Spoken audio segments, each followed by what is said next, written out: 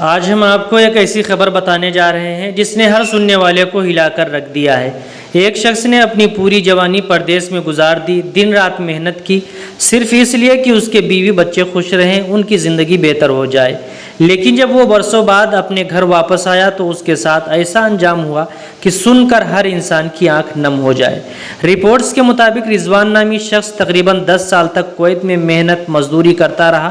وہ سخت گرمی، مشقت اور پردیس کی تنہائی برداشت کرتا رہا، لیکن ہر مہینے اپنی کمائی اپنے گھر بھیجتا رہا تاکہ اس کے اہل خانہ کو کسی چیز کی کمی نہ ہو۔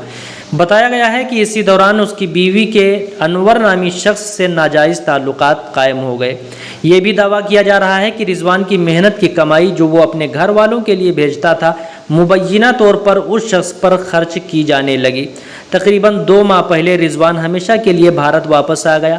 شاید اس نے سوچا ہوگا کہ اب وہ اپنے خاندان کے ساتھ سکون سے زندگی گزارے گا، لیکن بتایا گیا ہے کہ اس کی واپسی اس کی بیوی اور اس کے مبینہ عاشق کو پسند نہیں آئی۔ کہا جا رہا ہے کہ دونوں نے مل کر اسے راستے سے ہٹانے کی سازش تیار کی۔ رپورٹس کے مطابق مبینہ طور پر رضوان کو بے رحمی سے پیٹا گیا، جس کے نتیجے میں اس کی موت ہو گئی۔ اس واقعے کے بعد علاقے میں سنسنی پھیل گئی اور لوگ حیران رہ گئے کہ جس شخص نے اپنے خاندان کی خوشیوں کے لیے اپنی زندگی کے قیمتی سال پردیس میں گزار دیے، اسی کو اس انجام کا سامنا کرنا پڑا۔